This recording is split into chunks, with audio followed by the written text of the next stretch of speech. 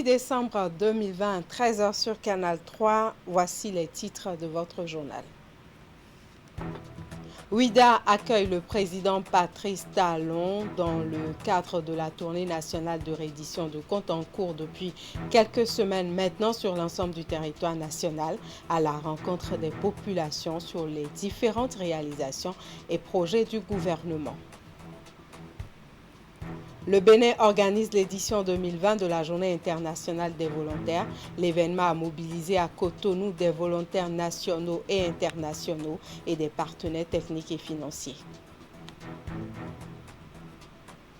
Cérémonie de distinction des fidèles méritants de l'association des adeptes du culte Mamidan au Bénin. Objectif, encourager et motiver les lauréats pour la qualité de leur engagement au service de la congrégation religieuse. Voilà pour le sommaire, bienvenue, merci de nous suivre. C'est avec le chant d'engagement de la cité des Passais que les populations de Ouidah ont accueilli le président Patrice Talon. L'exercice de reddition de comptes est axé sur les nombreux chantiers ouverts dans la cité. Comme dans les autres communes sillonnées, le chef de l'État a partagé avec la population ses idéaux de développement pour le Bénin. Suivez.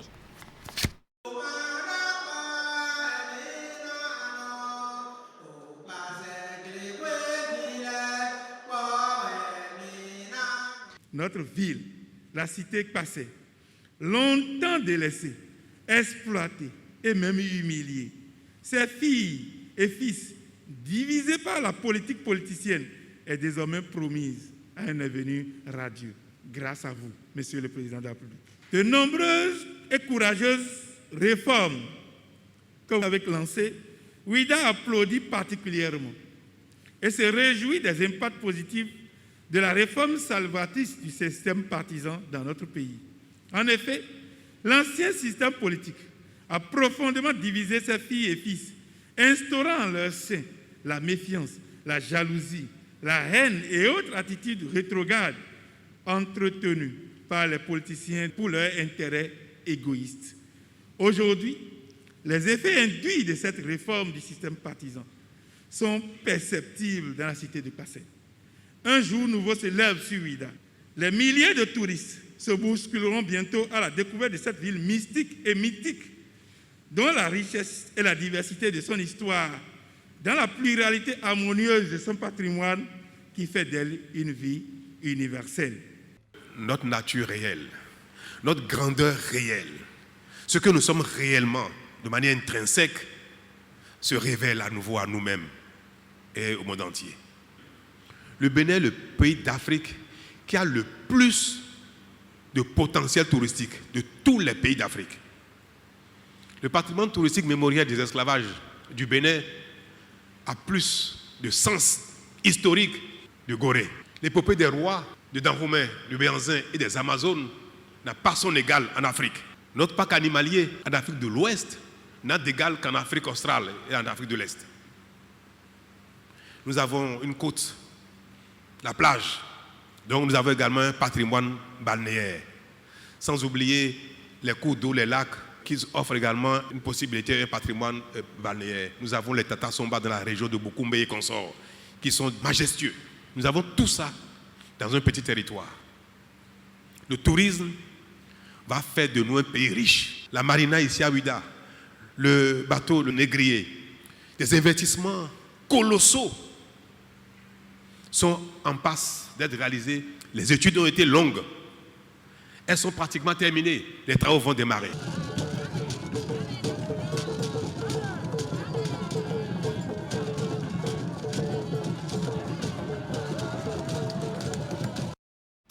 Parlons maintenant de la présence du chef de l'État à Alada. À cette étape de la tournée nationale du chef de l'État, il s'est agi de parler des sujets de développement. Après avoir décortiqué les différents mots qui minent la filière palmier à huile, le chef de l'État a annoncé les projets en cours pour booster le secteur dans la commune. Apprécié.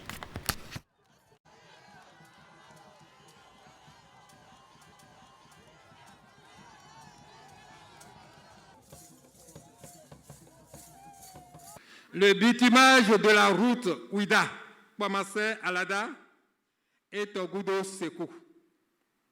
La construction de la cité administrative, du centre de formation pour l'administration locale et des logements sociaux. La construction du musée Toussaint-Louverture et l'aménagement de la place Toussaint-Louverture d'Alada. L'éclairage public au niveau des 2 dépressions d'Alada. Nous avons commencé il y a 5 ans bientôt à prendre notre pays en main. Nous avons pris un pari.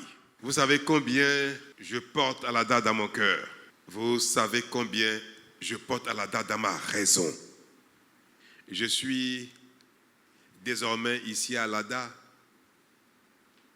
sur le plateau d'Alada, qui symbolise désormais pour le Bénin entier notre éveil économique. Vous avez entendu avec moi qu'il a pu diagnostiquer les réels maux qui minaient notre filière palmier à huile. Les réels maux qui minaient notre cher et beau pays, le Bénin. Moi, j'aborde et je soutiens surtout quand il a dit d'ici là, désormais, les huileries vont pleuvoir pour que notre matière première, les noix de palmier à huile, soient transformées et que nous puissions avoir de valeur ajoutée désormais dans la filière palmier et accompagner les coopérateurs pour que leur production les amène à s'autosuffire. Lorsque vous avez servi un peuple, après un mandat qu'on vous a accordé, il faut que tu viennes leur dire comment tu as fait, ce que tu as pu faire pour ce peuple. Je crois que c'est dans ce cadre qu'il est venu pour nous dire ce qu'il a pu faire pour le Bénin dans divers domaines. J'ai une bonne impression. Je suis fier parce que je suis un artisan de première heure et je suis satisfait dans ma peau que je ne me suis pas trompé. Pour le moment, nous sommes contents, très satisfaits. Alors il dit qu'il va revenir très prochainement pour parler de l'avenir. Et après Alada, direction Tofor, c'était également une belle occasion d'échange entre le chef de l'État et la population de Tofor, une occasion de présentation de bilan également, de belles perspectives pour la commune. Les Tofonous, naguère, s'alimentaient de promesses et s'abreuvaient d'espoir. Mais avec l'avènement de la rupture, ils notent aujourd'hui avec satisfaction qu'à Tofor, comme partout sur le territoire national, les promesses ont fait place aux actions et les espoirs aux réalités. 7 grands chantiers ont été ouverts dans la commune de Tofor, certains achevés et d'autres en cours de réalisation. Il s'agit de la réhabilitation et la mise en service du poste de péage et pesage de Ouégo, les travaux de modernisation du marché de Ouégo, la construction d'un stade omnisport de Tofor, dont le niveau d'exécution actuel est très avancé. Nous avons commencé à construire notre pays. Nous ne permettrons plus que les choses se passent autrement désormais. Et c'est un message d'exhortation que je voudrais ici aussi adresser aux uns et aux autres. Soyons le garant de notre bien commun, le garant de nos efforts, le garant de notre renaissance. Le prochain président du Bénin et les prochains ministres et les députés de demain et les maires de demain, si nous leur montrons tous que de telles choses ne sont plus acceptables, ils vont respecter. Ils vont faire comme on a commencé à faire aujourd'hui. Et notre pays, très vite, bientôt, sera un pays développé. Nous n'allons plus célébrer nos travers. On continue avec les différentes escales du chef de l'État partout sur le territoire national dans le cadre de sa tournée de réédition de comptes. Eh bien, on parle maintenant de la descente du chef de l'État à Zé. Le président de la République a échangé avec les populations de la commune à ce stade de la tournée présidentielle. L'exercice de réédition de comptes du chef de l'État reste le même. Suivez le reportage.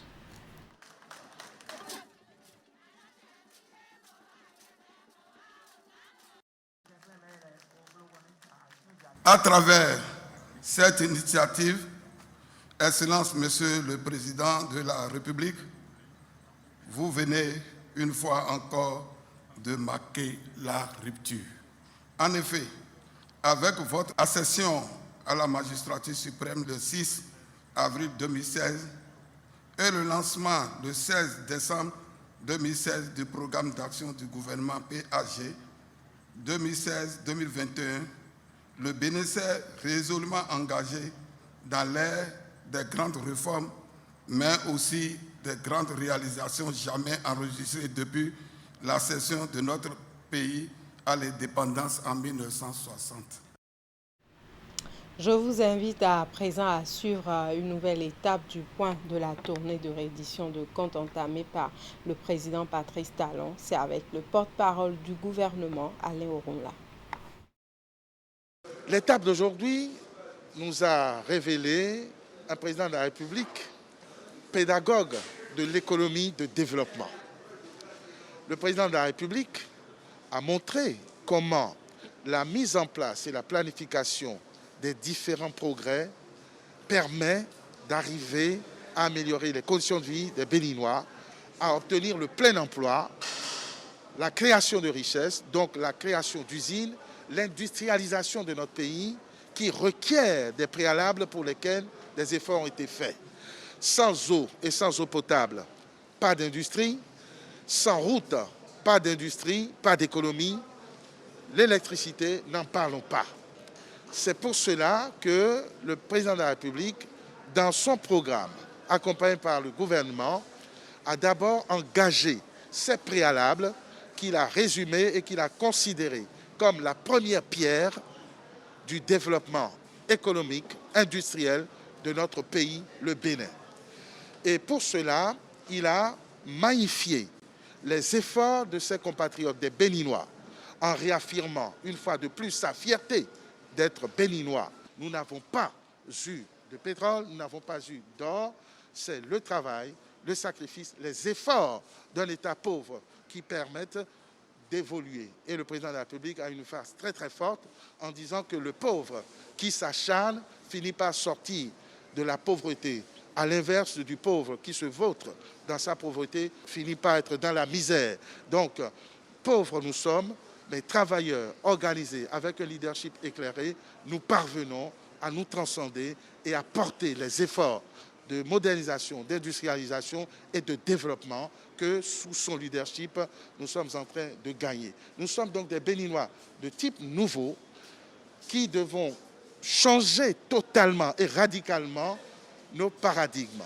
Et c'était important pour le président de la République de revenir sur la lutte contre la corruption en demandant aux Béninois de ne plus célébrer leur travers.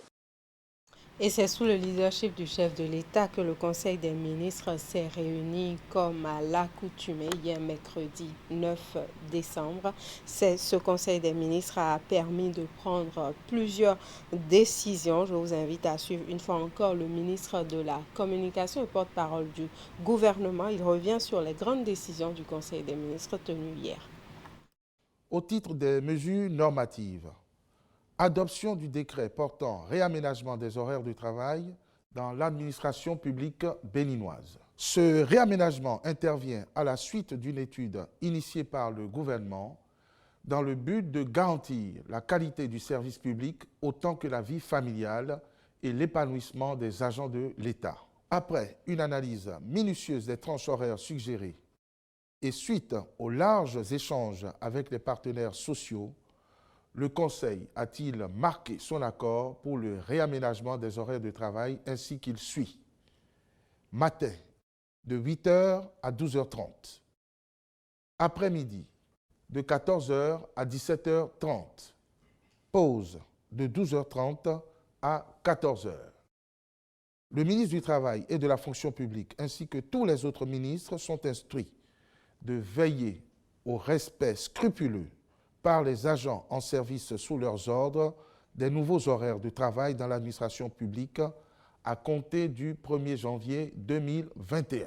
Au titre des communications, mise en œuvre de projets du programme d'action du gouvernement en maîtrise d'ouvrage délégué par la société immobilière et d'aménagement urbain SIMO.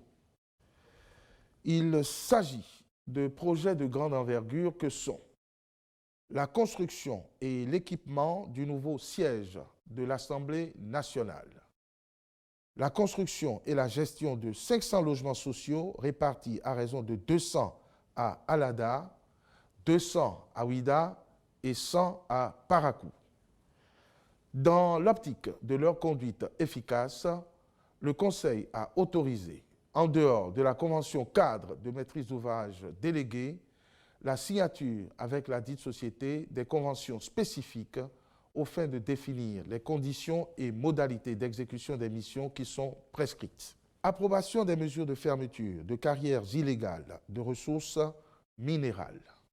Le constat général en matière de carrières d'exploitation de ressources minérales dont le sable, la latérite, le gravier roulé, les pierres et les substances précieuses révèle que dans la plupart des communes, les sites sont ouverts au mépris de la réglementation en vigueur. De ce fait, ces activités incontrôlées engendrent non seulement des dégâts au plan environnemental, mais aussi sont source d'insécurité à cause de la recolonisation non maîtrisée des sites antérieurement fermés. C'est pourquoi, en vue d'y mettre définitivement fin, le Conseil a instruit les ministres concernés à l'effet de procéder au recensement exhaustif des carrières clandestinement ouvertes dans les communes aux fins de délivrer des autorisations d'ouverture et d'exploitation artisanale à celles qui seront éligibles. Mettre en place des équipes de veille pour prévenir en temps utile l'ouverture et l'exploitation de carrières clandestines sur toute l'étendue du territoire national. Autre actualité de ce 13h, le Bénin, à l'instar des autres pays du monde, célèbre les volontaires. C'est à travers l'organisation de l'édition 2020 de la Journée internationale des volontaires. L'événement a mobilisé dans l'après-midi du mardi des volontaires nationaux, internationaux et des partenaires techniques et financiers. Précision dans ce reportage. Ensemble, c'est possible grâce au volontariat. C'est le thème retenu pour la célébration de l'édition 2020 de la Journée internationale des volontaires, organisée par l'Office béninois des services de volontariat des jeunes avec l'appui du programme des volontaires des Nations Unies. L'événement a mobilisé des volontaires nationaux et internationaux. La célébration de cette année vise à promouvoir le volontariat et à valoriser la contribution des volontaires à la construction des communautés solidaires intégrées, pacifiques et développées. La célébration ce jour de l'édition 2020 de la Journée internationale des volontaires offre à nouveau l'occasion pour le monde entier d'apprécier à sa juste valeur le volontariat et d'exprimer de la gratitude à l'endroit des volontaires où qu'ils se trouvent. En cette journée de commémoration des volontaires, je leur rends un hommage mérité tout en mettant en lumière non seulement les effets positifs de leurs actions sur les communautés, mais aussi leurs difficultés et leurs propres besoins pendant la pandémie de Covid-19. Instaurée en 1985 par la résolution 40-212 de l'Assemblée générale des Nations unies, la Journée internationale des volontaires est commémorée le 5 décembre de chaque année.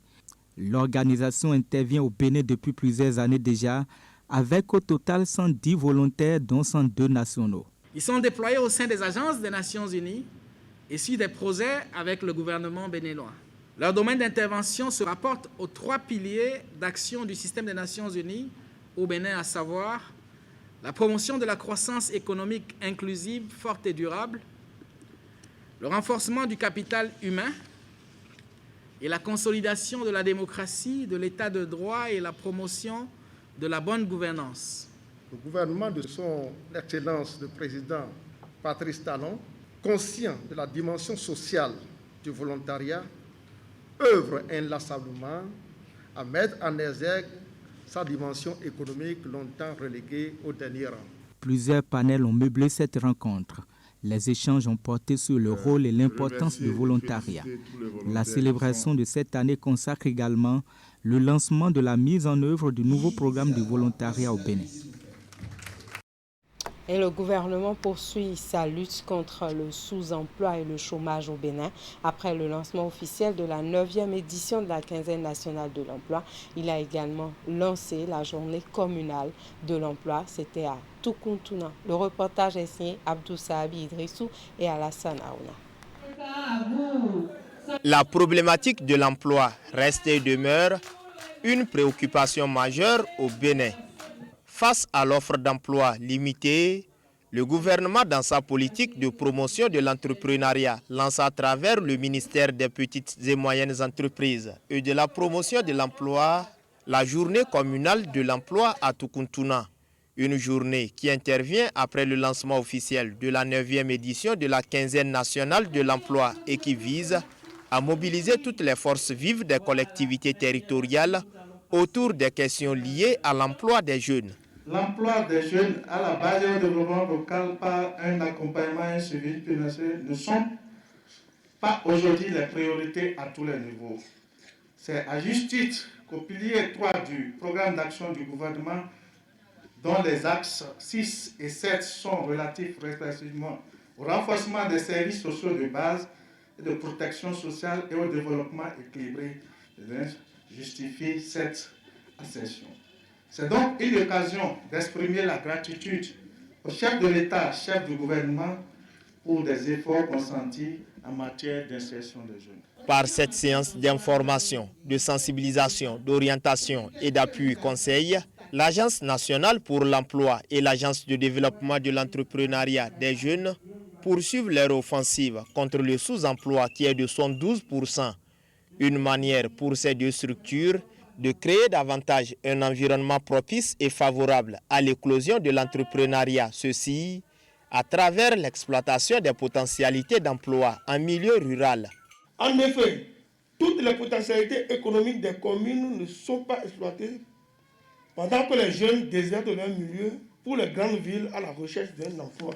Aussi, l'on ne perçoit pas souvent la place des collectivités territoriales à la base dans la résolution de la problématique de l'emploi des jeunes. Nous sommes ici parce que, animés d'une volonté de nous retrouver aux côtés de nos frères, éprouvés dans leur vécu quotidien par le manque d'orientation, le manque d'emploi.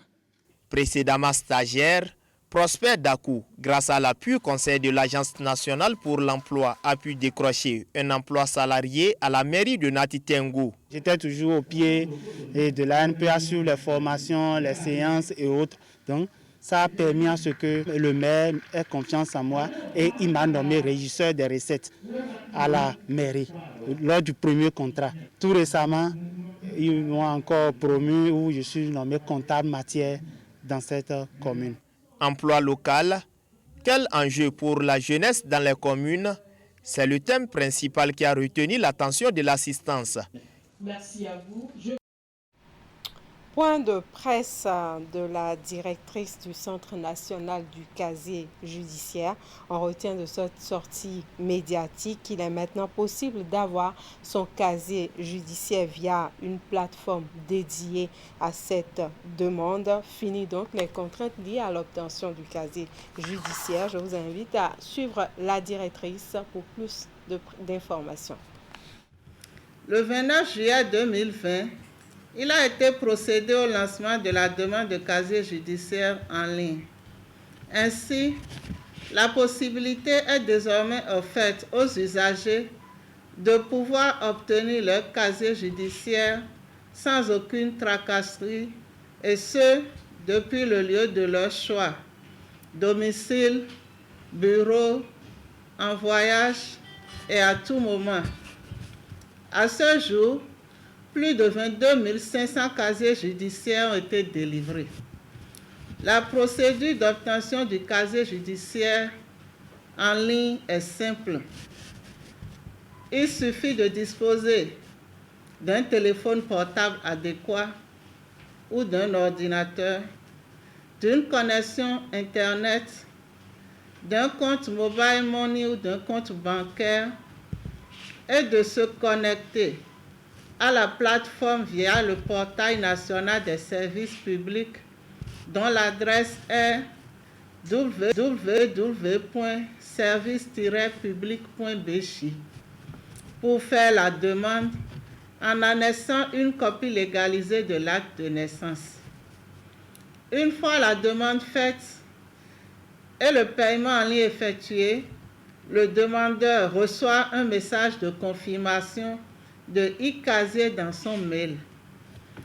Ce message comporte le numéro de la demande qui permet à l'usager de faire des réclamations en cas d'insatisfaction à travers l'adresse mail du Centre national du casier judiciaire CNCJ, à savoir justice.cncj@gouv.bj.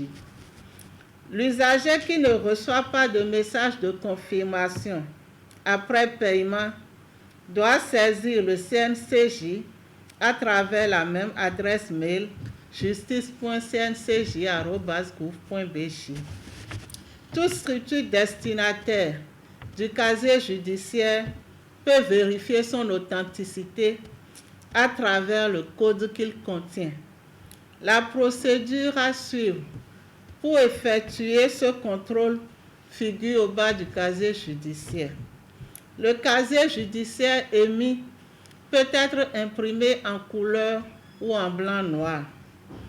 Toute personne désireuse peut se rendre au CNCJ ou sur toutes nos juridictions pour faire la demande de casier judiciaire en ligne. Le coût de l'acte est de 2050 francs, soit 1900 francs pour l'acte même et 150 francs pour les frais de transfert. Célébration de l'excellence en milieu universitaire, la République populaire de Chine en fait son cheval de bataille. C'est à travers son initiative de la ceinture et de la route de la soie, dont la deuxième édition a eu lieu mardi à Cotonou. 47 nouveaux étudiants bénéficient de ce prix chinois qui va certainement soulager leur peine. Les 3 premiers des 13 filières rigoureusement sélectionnées dans toutes les universités publiques du Bénin repartent chacun avec son chèque. 47 étudiants des universités publiques du Bénin décrochent ici le prix d'excellence, initiative de la ceinture et de route de la soie. Pour cette deuxième édition, les lauréats sont sélectionnés dans 13 filières jugées utiles pour le développement du pays. Outre la récompense des meilleurs dans des filières données, des étudiants vivant avec un handicap sont également primés. C'est un immense honneur pour nous tous que de recevoir cette gratification récompensant un travail de longue haleine. Au nom des lauréats ici présents, je m'engage à faire bon usage de l'allocation reçue en ce jour. Ce n'est pas toujours évident, surtout pour cette dernière catégorie sociale, de les identifier, de les associer à tout ce qui se fait comme reconnaissance dans nos milieux universitaires. Et c'est pour cela que je voudrais ici féliciter le comité d'organisation qui a vu juste en mettant un point d'honneur sur cet aspect. Les lots octroyés sont composés d'une attestation de félicitations, d'un chèque de 500, 300 et 200 000 francs CFA, respectivement pour les 3 premiers de chaque filière. C'est le fruit de la coopération entre la République populaire de Chine et le Bénin qui apporte ainsi un coup de pouce à la jeunesse dans son élan de contribution au développement de la nation. C'est le moment pour vous de démontrer votre talent dans les jours à venir.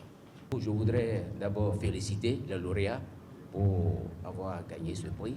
Vous savez, la coopération entre la Chine et le Bénin est une coopération porteuse de développement. C'est une coopération agissante. Et le chef de l'État met un point d'honneur sur cette coopération, sur le maintien et le renforcement de cette coopération. C'est pour ça que nous sommes à l'aise et la ministre doit être à l'aise dans cette cérémonie parce que ça va dans le bon sens, dans le sens voulu par le président de la République, le président Patrice Talon. C'est maintenant le début parce que l'excellence n'est pas une situation ponctuelle. L'excellence, c'est tout un parcours, c'est un processus. Et il faut déjà entrer dans l'univers de l'excellence. Des conseils sont allés à l'endroit des bénéficiaires pour qu'un bon usage des fonds soit fait. C'est donc un pari gagné pour la partie chinoise et le gouvernement béninois qui entendent mieux faire pour que l'excellence soit de mise à la prochaine édition. Et je l'annonçais au début de ce journal, cérémonie de distinction des fidèles méritants de l'association des adeptes du culte Mamidan au Bénin. Objectif, encourager et motiver les lauréats pour la qualité de leur engagement au service de la congrégation religieuse. Des fidèles du culte Mamidan, honorés par le conseil exécutif de l'association des adeptes de la religion au Bénin. Une distinction honorifique initiée pour porter haut le flambeau de ce creuset qui promeut les pratiques endogènes. Je suis ravie de tout ce qu'on a fait ici. Je vais dire que je suis étonné et pété pour ce que j'ai vu. Et que Dieu nous protège et garde nous tous ensemble pour que ça aille de l'avant. Cette journée d'aujourd'hui fut une journée inoubliable. Une journée à marquer dans mon agenda. Je crois aujourd'hui, c'est les gratitudes qui nous ont donné à nous remercier pour les travaux que nous avions effectués dans le temps passé. Ce qui vient d'être fait, ce n'est pas ma force, ni la force de quelqu'un, mais c'est la force de la majesté divine. Parmi les récipiendaires, l'ancienne présidente de l'association des adeptes de Mamidan du Bénin. Elle a en effet su donner une visibilité à la structure durant 9 années de gestion, ce qui lui a valu cette reconnaissance. La nouvelle équipe en fonction depuis février 2020 s'engage résolument pour une continuité d'action en vue d'améliorer le fonctionnement de l'association. Ce que tu fais te fit. Ce que je fais aujourd'hui, d'autres aussi le feront pour nous. Donc il y a un sentiment de joie qui m'anime, d'autant plus que mes aînés sont honorés, nos pères, nos mères sont honorés. Ce n'est pas quelqu'un qui vient de nous le faire, c'est nous qui allons nous honorer. Je suis en train de démontrer qu'il faut toujours tisser la nouvelle corde à l'ancienne corde. Je suis en train de démontrer que, quoi qu'on dise, la religion vaudou, le vaudou demeure une religion capitale qui aspire à la paix. C'est la résolution numéro 1 issue du congrès de la refondation de l'association des adeptes de Mamidan du Bénin qui vient ainsi d'être mise en œuvre. Il s'agit de valoriser les personnes ressources de l'association, d'œuvrer pour la concorde durable et la paix au sein de cette communauté religieuse.